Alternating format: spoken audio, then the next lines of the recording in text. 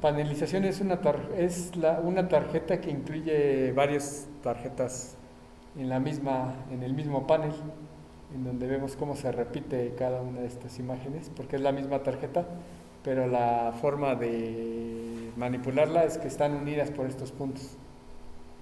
Entonces, al tratar de separarla, pues hay que romper cada uno de estos puentecitos, que puede ser con un router, con una cegueta, con la mano, nada más teniendo cuidado después en lijar para que no quede la rebaba. Pero sería más como para producción en masa. Para producción en masa, porque ahorita vemos un ejemplo de 4, pero puede existir de 100 tarjetas, y entonces solamente se aplica la soldadura a las 100 tarjetas en un solo tiempo. Exactamente. Y es para lo de montaje superficial, el SMD, ¿no? Ajá, y por ejemplo usted mete todo esto en el horno y se soldan al mismo tiempo. Al final pues ya nada más es recortarlas. O sea, es como para producción en volumen alto, pero bueno, es importante porque cuando manejamos el software, para pedir una tarjeta de estas, le pide si lo quiere configurar con panelización o no, porque si no, lo que hacen es cortarla de forma individual y ya le dan sus tarjetas individuales. La panelización, pues tenemos estas marcas, o sea, vamos a encontrar estas marcas que le llamamos fiduciales, dice Holes and Fiducials, que van a estar en el borde de la tarjeta y que están, tienen punto 125 de pulgada cada diámetro y se encuentran en todo el contorno. Vamos a encontrar estos fiduciales que son del panel y hay fiduciales que son de las tarjetas, que le llamamos fiduciales globales. La característica es que tiene el diámetro R y la separación, el aislamiento es dos veces el diámetro. Es la normatividad que manejan. Digo, puede ser mayor y menor, sí, pero este es como el estándar. Ajá. Y bueno, aquí son las pequeñas uniones para romper y poder hacer cada una de las piezas. La forma de ordenarlas o los tamaños que hay como comerciales es una plantilla que puede ser tamaño carta, que es la letra A, el tamaño doble, le llaman tablero no alcanzo a ver el nombre, pero es el 4 veces el tamaño de una carta, el tamaño C, que es 2 veces esto, el tamaño D, que es el tamaño completo de todos estos, y el tamaño E, que es todo esto. Exactamente. Entonces hay varios tamaños y así es como se trabajan las tarjetas.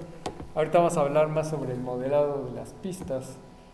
Cada pista que vemos aquí, todas estas, están representadas por este modelo, en donde la pista, por ejemplo, aquí si ponemos la conexión de corriente, va a fluir la corriente a través de la pista, pero esta presenta una resistencia.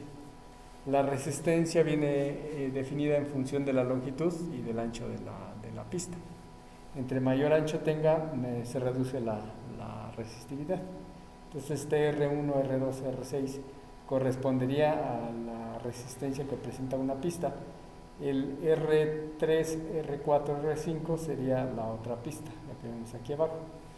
Pero como esto estaba muy enfocado a la corriente directa, pues definíamos el ancho de la pista y la longitud para manejar ancho, corriente y longitud, resistencia.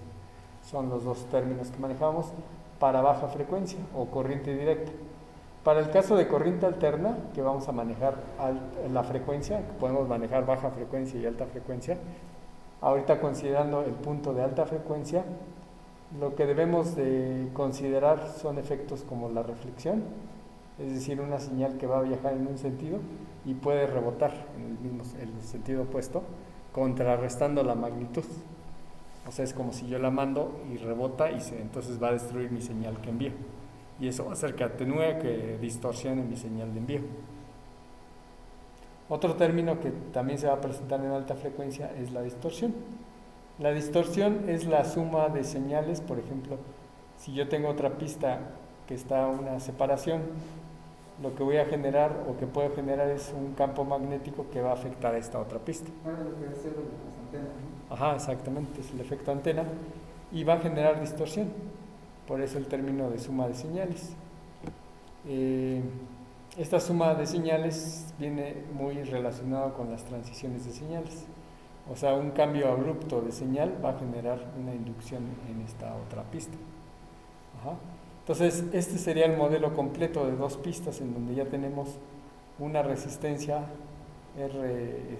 resistencia propia del material, tanto de ida como de regreso, ¿no? Que por eso vemos estas otras resistencias. Pero al tenerlas separadas, acá hay un espaciamiento entre el trazo, vamos a tener un efecto capacitivo, representada por C1, C2 y C3.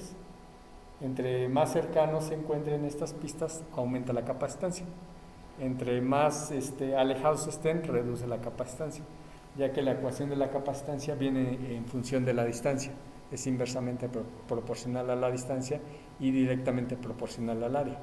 Entre mayor área tenga, incrementa la capacitancia.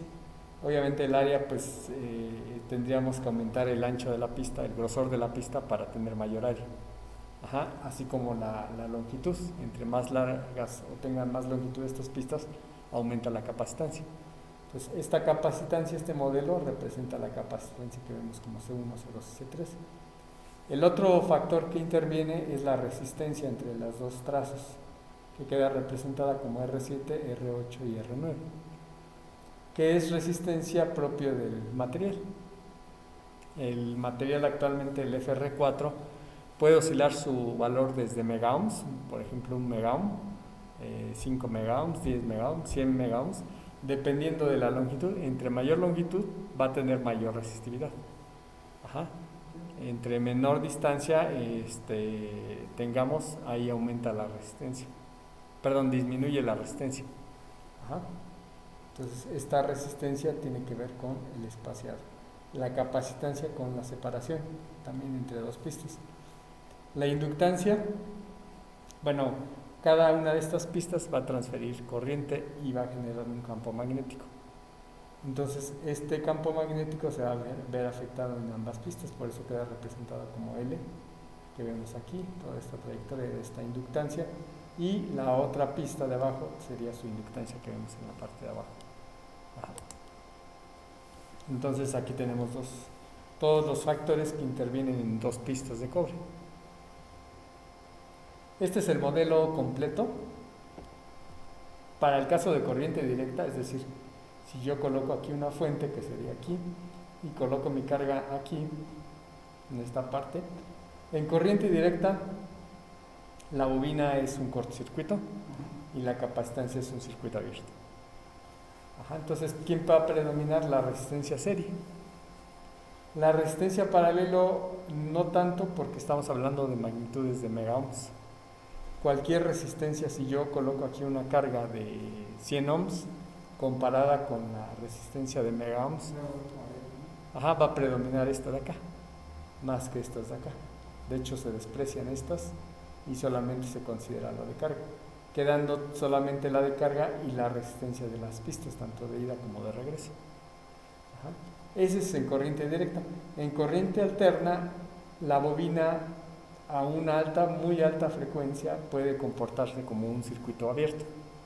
Ajá. El de pasar de cortocircuito ahora pasa a circuito abierto. Y el capacitor, de comportarse de circuito abierto, pasa ahora a comportarse como cortocircuito. Entonces yo podría obtener aquí un generador de una señal de alta frecuencia de tipo senoidal, la cual podría estar trabajando del orden de gigahertz. Ajá. Estos gigahertz es alta frecuencia, entonces si yo tengo aquí la carga en esta parte, pues básicamente se perdería la corriente. ¿Por qué? Porque el inductor es circuito abierto. Pero sí tendría un flujo de corriente, porque estas dos se volverían cortocircuitos, un capacitor. Se cerraría aquí el circuito. Entonces ya no viajaría hasta acá. Ajá. Se quedaría de aquí, saltaría hacia acá por el efecto capacitivo. Y entonces lo que yo tenía anteriormente era de que esto era un cortocircuito, ahora es un circuito abierto, y esto que era un circuito abierto se vuelve un cortocircuito. Entonces mi flujo, mi trayectoria de corriente para esta señal alterna estaría solamente en este punto. Ajá, no viajaría aquí porque le llevaría más tiempo. Entonces Este circuito, este modelo, pues representa la baja frecuencia y la alta frecuencia, que es lo que ocurre. Ajá. Y bueno, no sé si hasta acá hay alguna pregunta, alguna duda. ¿No? Le comentaba, generalmente a baja frecuencia esto es conductivo, a alta frecuencia es un aislante, puede llegar hasta ser un aislante. Les comentaba a sus compañeros que en el caso de frecuencias altas de microondas, los elementos que son metálicos, como esto, no pasa la señal. Ajá. Pero si fuera corriente directa y yo energizo aquí, pues sí pasa la señal. El cristal que pues si yo quiero conectar, pues es un aislante al final de cuentas, el vidrio.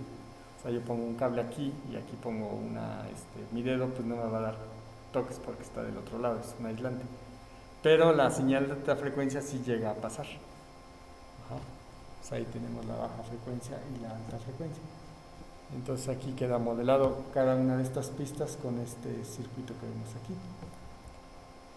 Bueno, entonces, en el caso ya de hablar, por ejemplo, de una impedancia, o sea, ahorita ya dejamos de hablar de flujo de corriente, más bien vamos a hablar de impedancia. La impedancia, que es la resistencia en un plano de cobre de 10 por 10 pulgadas, vamos a suponer que tuviéramos una placa de puro cobre de 10 por 10 pulgadas, ajá, y le aplicara una frecuencia de 1 MHz, tendríamos 0.0026 ohms por área cuadrada, ¿no? por pulgada cuadrada. La impedancia, pues es esto podríamos interpretarlo como 260 micro ohms. Ajá. 260 microohms o 260 por 10 a la menos 6. Ajá. O 0.0026. Entonces, para una frecuencia de 1 mega tenemos 260 microohms por área cuadrada. Mientras que para 10 megas vamos a tener 820. O sea, al aumentar la frecuencia, aumenta también la impedancia, la resistencia para una tabla cuadrada de metal. O sea, en lugar de comportarse como un conductor, ahora se está comportando ya más como empieza a aumentar la resistencia, como un aislante. Ajá. Entonces tenemos 820 microohms. Ajá. Cuando aumento a 100 gigas, ahora lo que tengo es 2600 microohms o 2.6 miliohms. Ajá, entonces ya empieza a aumentar.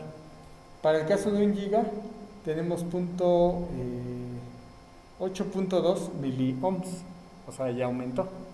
Y bueno, ya no viene aquí, pero podemos aumentar a 10 gigas, a 100 gigas, a teras, entonces ahí ya empezamos a aumentar más la frecuencia y también empieza a aumentar la impedancia. Ajá. Pero bueno, la impedancia no solamente, esto es solamente, ahorita estamos haciendo referencia al cobre y específicamente a un cobre de 10 por 10 pulgadas, un cuadrado. Ajá. Pero también va a haber impedancias por el cambio de los materiales. Aquí el cobre pues es solamente lo que es la pista o lo que tengamos. Ajá, porque aquí si es le comentaba, este es un cuadrado, pero si lo hago más delgado aumenta la impedancia. O sea, entre más delgado sea la pista, no es cuadrada, aumenta la impedancia, porque ahora es más delgado. Ajá. Aumenta la inductancia, de hecho las pistas más delgadas tienen mayor inductancia. Pero bueno, entonces el cobre tiene una impedancia, pero los materiales como esta terminal que vemos aquí, el estaño con plomo, la soldadura también tiene otra impedancia. Entonces lo que observamos es que vamos a tener un cambio de impedancia. Por un lado tenemos el cobre, por otro lado tenemos la impedancia de la soldadura, por otro lado tenemos la impedancia de la terminal. Entonces cada impedancia, o sea, ya sea de montaje superficial o de inserción, va a tener un cambio de impedancia. Esto va a ocasionar que haya una reflexión. Ajá. La reflexión se va a dar no solamente en las pistas de 90 grados. Yo les comentaba que cuando tienen un vidrio y iluminan con una lámpara, Va a haber una luz que sale, pero va a haber una señal reflejada, una luz que regresa. Esa sería nuestra reflexión. En el caso de las pistas de 90 grados, va a haber una que se transmite, pero va a haber una que se refleja. Y esa que se refleja va a destruir la que va. O sea, llega a haber una contrafase. Entonces se empieza a destruir la señal de envío. Entonces, si hablamos de que cambia impedancia con los materiales, cambia impedancia con los materiales, básicamente con la soldadura, con los terminales, cada cambio de material va a generar una reflexión. Y esa reflexión va a hacer que se vaya destruyendo la señal original, la que estamos enviando. Entonces, eso no lo podemos evitar. Tenemos que usar los diferentes materiales para poder sujetar los componentes tienen otro material. Entonces, eso va a ocasionar que cambie la impedancia y por lo tanto haya una reflexión de señal por cada cambio de material, que obviamente va a ir destruyendo nuestra señal original. Pero no solamente es eso lo que va a destruir nuestra señal, vamos a hablar un poquito de lo que es el ruido eléctrico y electromagnético que existe. El ruido eléctrico puede ser, ahorita vamos a ver, vamos a mencionar las fuentes de ruido que hay primero. Las fuentes de ruido, tenemos ruido intrínseco de los componentes conocido como ruido térmico. El ruido térmico tiene que ver con los materiales, es decir, una resistencia que conduce electricidad. Al calentarla, los electrones empiezan a agitarse dentro del material y la señal que viajaba tranquilamente a través de él le va a empezar a golpear esos electrones que están moviéndose dentro del material. Entonces eso hace que mi señal final se vea ruidosa por efectos de la temperatura, que es un ruido muy pequeño, porque estamos hablando a lo mejor de 10 milivolts, o sea, es una señal muy muy pequeña, pero que al final se va a ir sumando porque hay más ruidos que se van a sumar.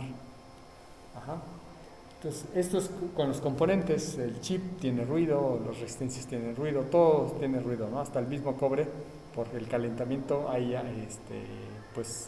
un movimiento de los electrones que va a golpear y entonces va a ocasionar que se genere una señal, que la señal que es constante se vea un poco ruidosa. Entonces hay un ruido térmico. Hay otros ruidos que es el sistema eléctrico de fabricación humana, conocido en inglés como man-made o artificial, que tiene que ver más con los sistemas, por ejemplo, eléctricos que conectamos en nuestra red. Si yo estoy haciendo mi circuito y lo estoy tomando de la línea eléctrica, pero coloco un taladro, coloco una lavadora, coloco una bomba, todos estos van a generar señal de ruido eléctrico. El ruido eléctrico viaja por el mismo cable de alimentación al circuito que estoy alimentando. Entonces puede llegar como señal, o sea, si yo mido aquí mi señal y veo ruido, puede ser por el mismo ruido eléctrico que viene de la alimentación, porque en ese momento prendí una bomba y entonces se bajó el voltaje y todo eso va a ocasionar que mi circuito empiece a recibir ruido eléctrico de forma externa. Por eso tenemos el término artificial, porque esto no es natural, es artificial, ¿no? Yo prendo un taladro, genera ruido. Prendo le decía una bomba, genera ruido. Entonces todo ese ruido se puede percibir. De hecho, si usted generalmente tiene las luces prendidas de su casa, prenden una bomba, ponen la plancha, ponen un horno de microondas, en algunos casos se ve cómo se atenúa un poco la iluminación y todo esto tiene que ver con el ruido eléctrico o ruido artificial. Pero también, hay otro, en este ruido también, si tienen campos electromagnéticos muy grandes, también puede inducirse y puede llegar a la parte de la tarjeta. O sea, si el taladro está cercano, puede generar también un campo magnético, aunque no es muy frecuente. Generalmente ese ruido va a venir por la línea eléctrica. Por eso nos referimos como ruido eléctrico. Y hay otro que son perturbaciones por agentes naturales. Terrestres, terrestre atmósfera, terrestre solar, etcétera. O sea, por ejemplo, cuando cae un rayo, generan campos eléctricos muy grandes. Entonces, esos campos también se van a inducir a mi electrónica. Entonces, si yo estoy midiendo y cae un trueno, se va a ver una pequeña estrellita, que a lo mejor a veces es muy imperceptible, pero son efectos que se van a generar. A eso conocemos como terrestre atmósfera, ¿no? Terrestre solar, pues si estoy en el sol y todo esto, también se pueden generar, por las mismas estrellas generan radiación, que eso no lo vamos a poder evitar, va a llegar a nuestra electrónica.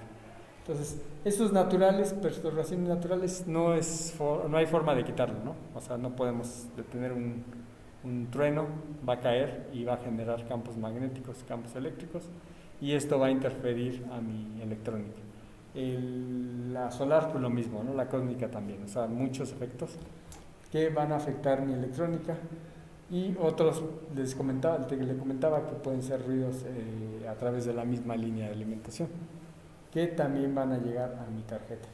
Dice, las dos últimas categorías se denominan interferencias electromagnéticas, estas dos. El término es conocido como EMI, interferencia electromagnética, por sus siglas en inglés. Ajá. Pero bueno, esa interferencia electromagnética, conocida como EMI, dice, debe de haber una fuente de energía, siempre debe de haber una fuente de energía para la interferencia electromagnética. Debe de haber un receptor que esté alterado por esta energía cuando la intensidad de la interferencia electromagnética está por encima de un límite tolerable. Ajá. O sea, en este caso,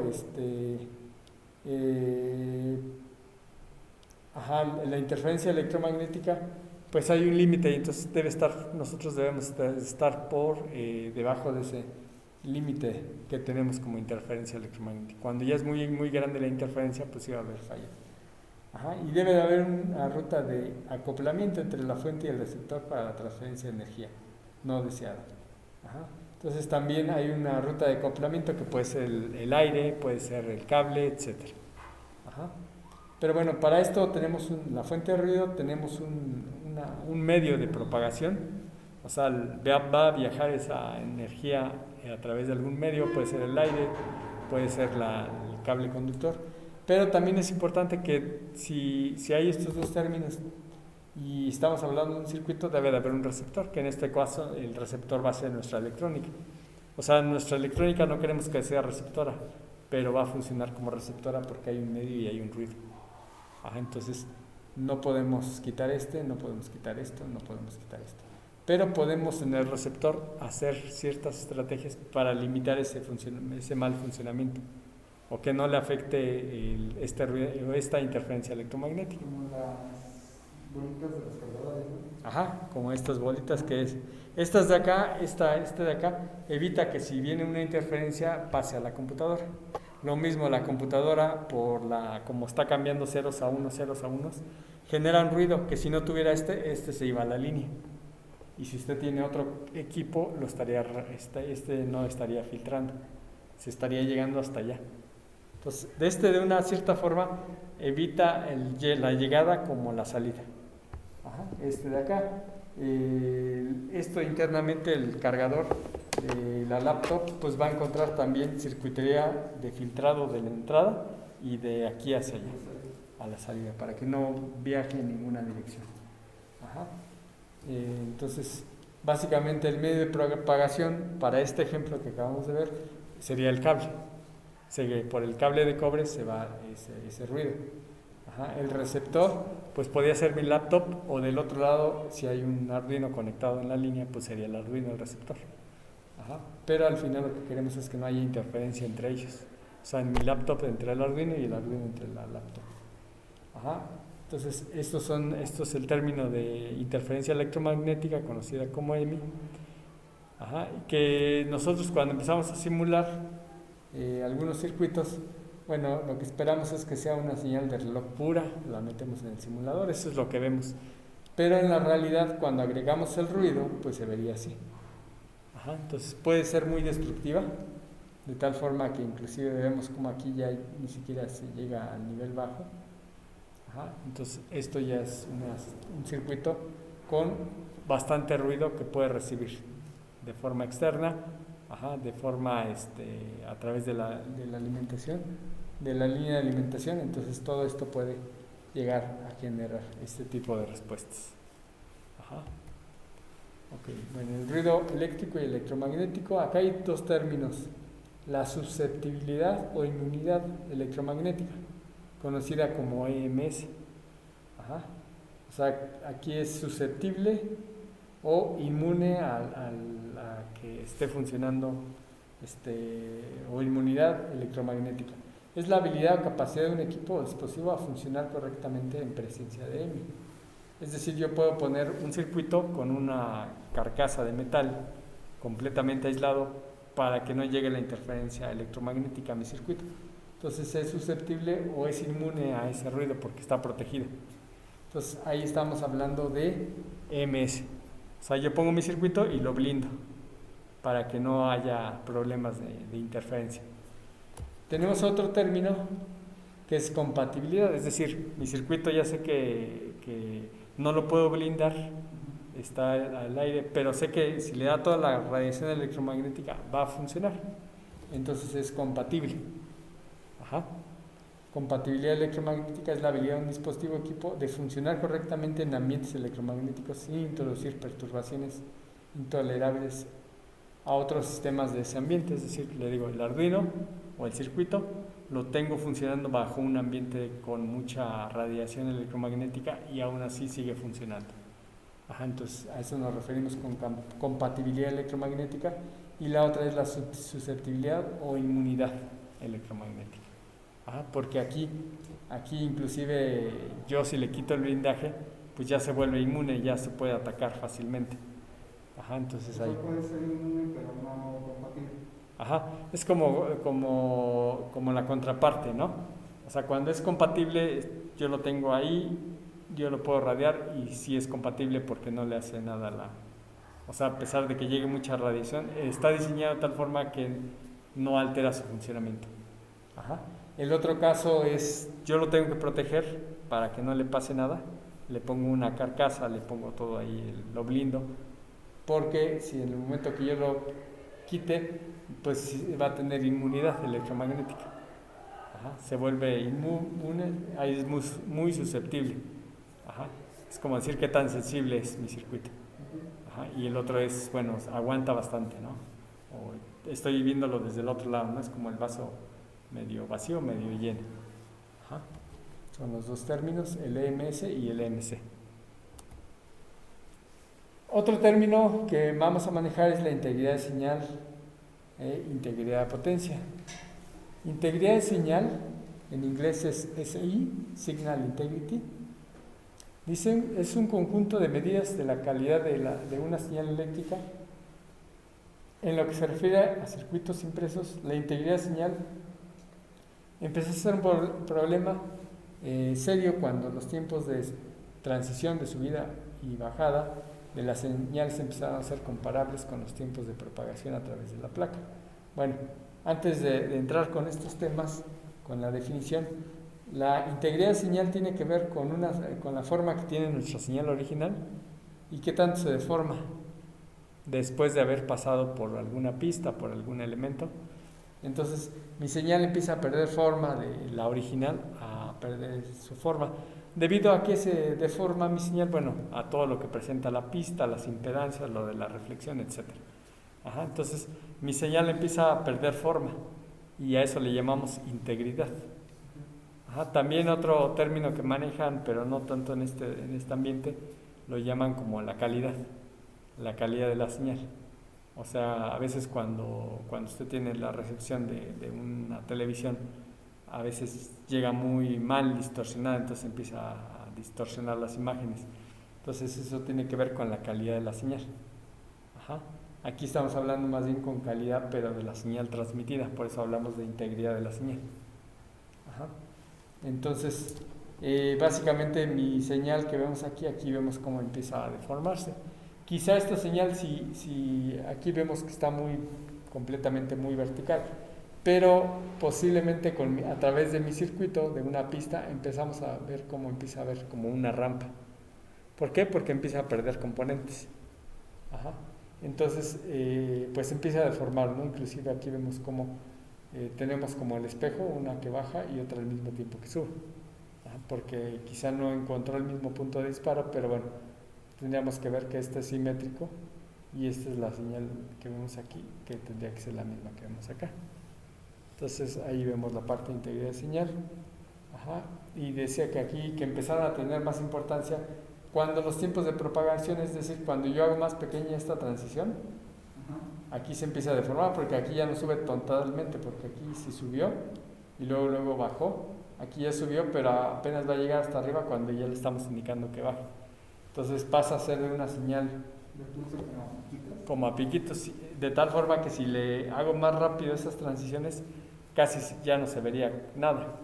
Aquí sí veríamos que cambia muy rápidamente, mientras que aquí pues ya veríamos como ruido. Ajá, no, como que empieza a bajar y otra vez empieza a subir. Entonces ya no se vería como la de acá. Entonces ya perdió totalmente la forma de la señal. Es por eso que ahí hablamos de la integridad de la señal. Ajá. De las regulaciones de requerimientos hay varios. Por ejemplo, aquí vemos algunas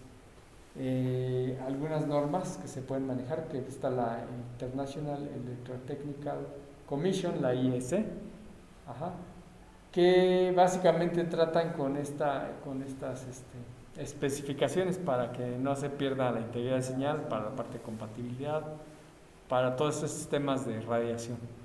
Ajá, hay varias normatividades.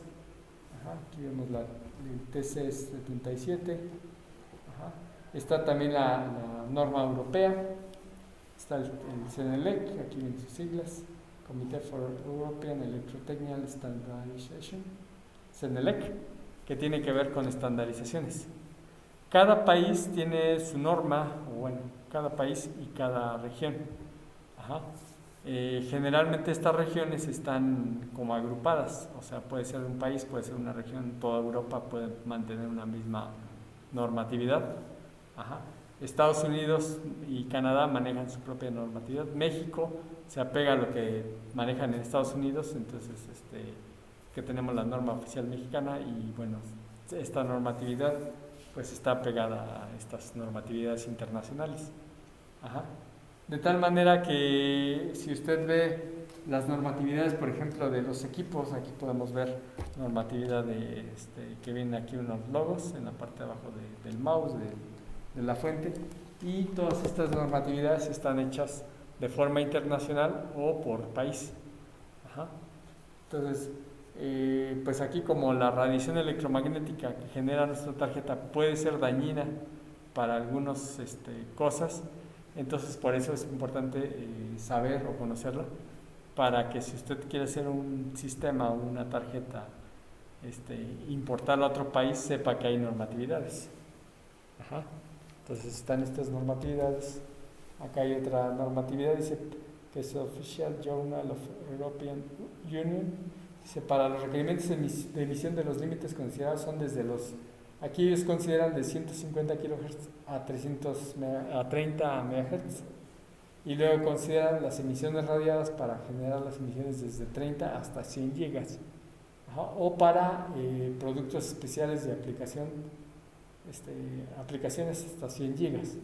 Ajá. Y los consideran en 3 estándares: el básico, el genérico y el de familia de productos. El básico pues no menciona nada. El genérico tenemos residencial, comercial e industrial de la iluminación, ambiente, industria y medio ambiente especial. Ajá. Esta es una clase 1. En la clase 3 ya tenemos familia de productos como equipo, tecnología de la información, las famosas TICs. Elite, tenemos equipo industrial, tenemos científico y médico, y bueno, básicamente son las clasificaciones que maneja esta norma del Journal of European Union. Básicamente son estas normatividades, ¿no? Entonces hay que...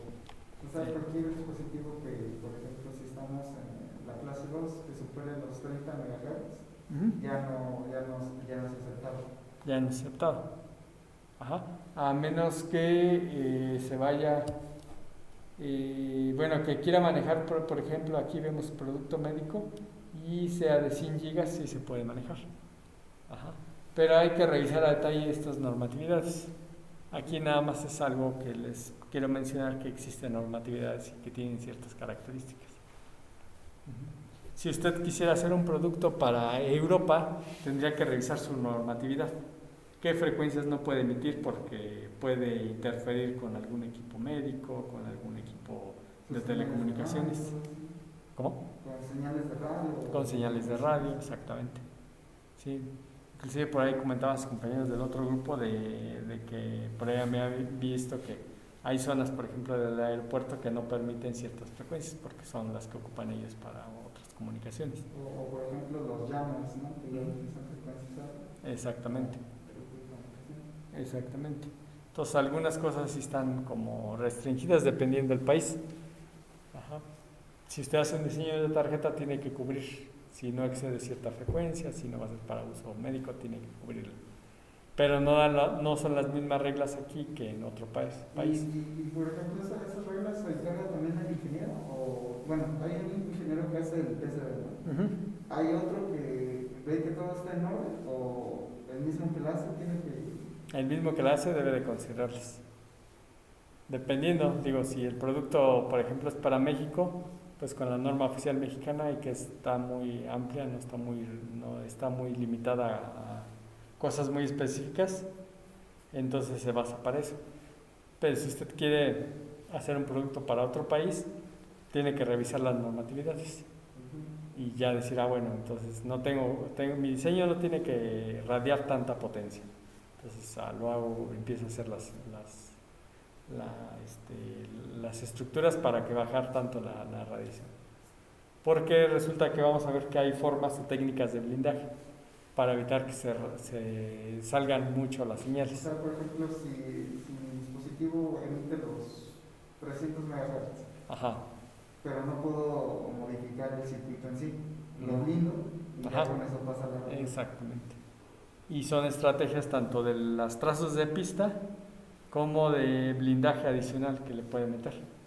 Lo más económico es que sea de las mismas pistas para que reduzca el costo, porque cualquier blindaje metálico externo pues incrementa generalmente más el costo. Pero bueno, es como para conocer que existen diferentes normatividades que tiene que verificar dependiendo la aplicación y todo el país, ¿no?, donde va a aplicar ese sistema. Clasificación de protocolos IT, que es Information Technology Requirement, IT. Dice equipos para transferencia de información con voltajes nominales que no excedan los 600 volts. La clase B, bueno, ahí son las especificaciones de estas clases, ¿no? Clase A y clase B, y que debe de cumplir, ¿no? Inclusive la clase A dice es una clase que no satisface los límites del IT, o sea, de clase B, y dice su venta no está restringida, pero debe incluirse advertencias ahí en las instrucciones de uso. Por ejemplo, si usted maneja esta clase, esta normatividad de IT, que es esta, usted puede utilizarla, pero debe de poner advertencias de que si es clase A, bueno, este mouse puede ocuparlo, pero no para personas que usen, por ejemplo, marcapasos, ¿no?, o algo así. Entonces todo eso no lo limita a hacer diseños, pero sí lo tiene que marcar con advertencias, ¿no? Como en los productos que actualmente venden ahora que dicen exceso de calorías, sí se lo venden, pero le están advirtiendo, ¿no? Es sobre todo esta clasificación de productos IT. Ahí están las de International Electrotechnical Commission, IST. Dice, para poder certificar el cumplimiento de la AMC, que es compatibilidad electromagnética, 89336 EC, los fabricantes deben de construir productos que cumplan no solo con los requisitos de la emisión, sino también con los niveles de inmunidad o protección contra interrupciones dañinas a otro equipo electromagnético. Actualmente solo Europa requiere pruebas de inmunidad, o sea, le piden esas pruebas de inmunidad, dado que el IEC, 6PR, que dice ahí, son organizaciones internacionales en alcance de su trabajo. Se utiliza en todo el mundo. CENELEC adopta estándares básicos desarrollados por IEC, el CISPR, y los publica como estándares armonizados para cumplir con la directiva EMC.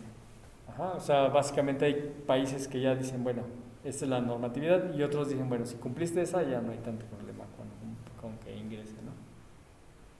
Los números de documentos armonizados europeos en la publicación, ok.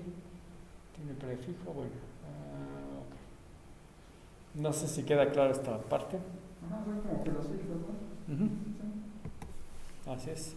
En Norteamérica, que requerimientos, todas las placas de circuito impreso están sujetas a altos niveles de voltaje y corriente que presenta un posible riesgo de descarga eléctrica para el usuario, ¿no? O sea, hacen pruebas de ese estilo para ver que no vayan a dañar al usuario. Estos requisitos incluyen riesgos de energía, inflamabilidad de tarjetas o componentes. EMC International Limits de Specification.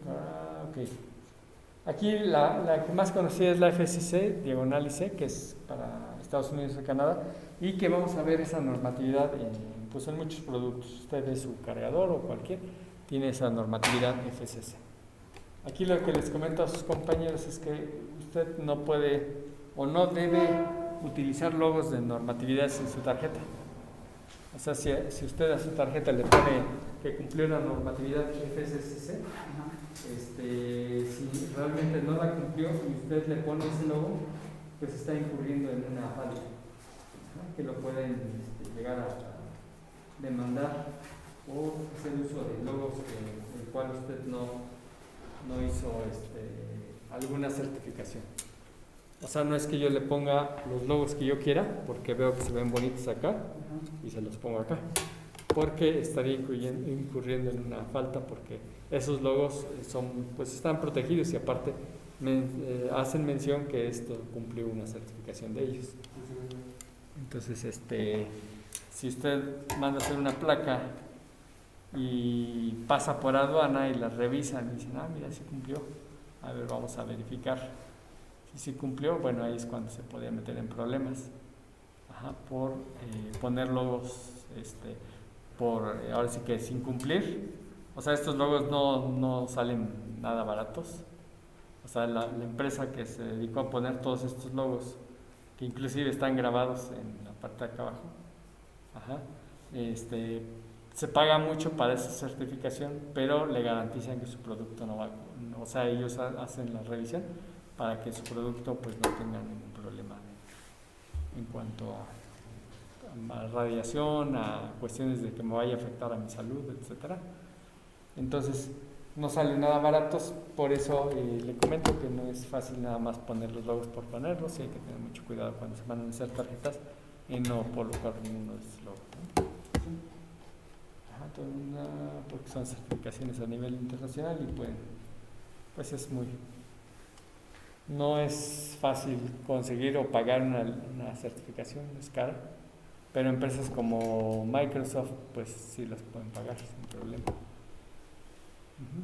Dice, los ingenieros a menudo se esfuerzan por diseñar un producto elegante, sin embargo la elegancia a veces debe redefinirse para incluir la seguridad del producto, fabricación, el costo y por supuesto el cumplimiento normativo. O sea, no importa que usted haga una tarjeta muy bonita, que la decore, que le ponga muchas imágenes, etcétera, porque realmente eso no es lo que va a hacer que esto funcione. Lo que va a hacer que funcione es cumplir la normativa, obviamente es el costo, la fabricación y la seguridad, ¿no? El producto. ¿Hasta acá alguna pregunta? No. Okay. Perfecto. Técnicas de diseño para el cumplimiento de EMC, o sea, de la compatibilidad electromagnética. Tenemos estas 13. La primera, el concepto fundamental, dice características ocultas de los componentes pasivos. Los componentes pasivos vamos a ver que tienen ciertas características ocultas, que es lo que vamos a hablar a continuación. ¿Cómo y por qué se desarrollan la energía RF dentro de la PCB? Es decir, la emisión de radiación, lo que vamos a buscar es que si ésta emite radiación, a veces pensamos que la radiación puede venir de afuera, pero no. Nuestra misma tarjeta puede generar esa radiación, que un mal diseño va a hacer que esta emita bastante radiación. Entonces eso puede ser que se genere la radiación interna, no de forma externa. Entonces eso lo podemos arreglar. Requisitos de cancelación y flujo electromagnético, configuración de topología de enrutamiento, o sea, con ciertas técnicas vamos a reducir también ese ruido.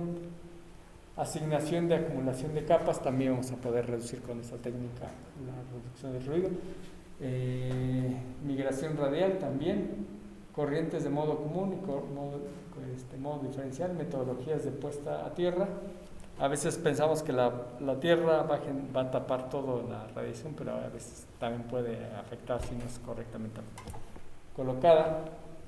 Ajá. La necesidad de rutas de retorno óptima para la corriente de radiofrecuencia, relaciones de espectro también se va a manejar esa parte, planos, imágenes y su uso, incluidas las discontinuidades, partición, información. Son todas estas 13, de la cual pues vamos a ir hablando poco a poco. Y por ejemplo las características ocultas de los componentes pasivos, no sé si guste leerlo. Una resistencia a alta frecuencia actúa como una combinación en serie de inductancia dentro de los conductores de la resistencia, en paralelo con un capacitor a través de las dos terminales. Un capacitor a alta frecuencia actúa como un inductor con resistencia en combinación en serie a cada lado de las placas del capacitor. Un inductor a alta frecuencia funciona como un inductor con un capacitor entre los dos terminales, junto con cierta resistencia en los conductores. Entonces, la resistencia como tal, para baja frecuencia sí funciona como una resistencia, pero alta frecuencia ya no es la pura resistencia, ahora es un inductor y un capacitor. El capacitor ya no es el capacitor puro, ya tiene una inductancia y una resistencia. Y lo mismo el inductor, no es el inductor puro, tiene una resistencia y tiene un capacitor. O sea que si simulamos o hacemos un barrido en frecuencia de un cable, por ejemplo, pues el cable sabemos que presenta una inductancia, una resistencia, y si está cerca de otro cable presenta una capacitancia. Entonces yo al hacerle el barrido en frecuencia, esta es frecuencia contra resistencia o impedancia. Entonces vemos cómo aumenta, sale un pico, vuelve a aumentar, sale un pico y así varias veces. Entonces este alambre a varias frecuencias pues lo veríamos así. Es lo que estábamos viendo en los pads. Ajá, exactamente. Y lo mismo el resistor. La resistencia que es tiene un inductor porque este cable, estos de acá se presentan como inductores. El capacitor, pues el material y todo se genera, entonces aquí vemos cómo baja la impedancia y vuelve a subir. Entonces tiene una forma irregular igual que el de arriba. Y el capacitor también lo mismo. Ajá, el inductor también lo mismo, tenemos este pico máximo. Y el transformador que tiene capacitancia, tiene inductancia, tiene resistencia. Y vemos su respuesta. Entonces ya no es el elemento puro, ya tiene otros parámetros conocidos como parásitos. Entonces esto va a ocasionar que mi circuito trabaje de diferentes formas en diferentes frecuencias. Ajá. ¿Sí? Entonces todo esto va a ir acumulando. Entonces les decía que la impedancia pues cambiaba por el material, por la pista, por los elementos. O sea, todo eso hace que cambie la impedancia. Y cada cambio de impedancia vamos a ver una reflexión, más reflexión. Y todo entonces se va a empezar a distorsionar más mi señal. Aquí tenemos ruido eléctrico y ruido electromagnético. Tenemos la propagación, por ejemplo, aquí una pista y otra pista. Estos van a estar radiando. Ajá. Por un lado tenemos una línea agresora que le ponemos culprit, que es esta de acá, y esta es la víctima. O sea, al final si esto está radiando va a afectar a su víctima. Entonces, ¿cómo afecta? Bueno, estos campos eléctricos van a inducirse. Entonces aquí vemos que, si se acuerda, que teníamos un efecto capacitor entre pista y pista. Entonces estos picos que alcanzamos a ver aquí son debido a las transiciones. O sea, si fuera una señal constante no tenemos tanto problema, pero al haber esas transiciones, esos picos o esos cambios va a generar estos picos hacia la parte de abajo. ¿Y cómo sabemos quién es la víctima y quién es la agresora? Ajá. Sí, básicamente la víctima es la que va a presentar los cambios rápidos. Ajá. O sea, un cambio rápido en una pista, esa es la víctima. Perdón, ese es el agresor. Ajá. Y las víctimas serían aquellas que básicamente, por ejemplo, van a recibir o estamos mandando señales, por ejemplo, de voltaje de corriente directa. O sea, los que manejan la corriente más con frecuencias menores, ajá, solamente van a ser las víctimas. Exactamente. Inclusive si no manejamos ahorita o está esa señal apagada, no maneja nada, porque a lo mejor está sensando temperatura o algo así, pues está como muy tranquilita, no cambia.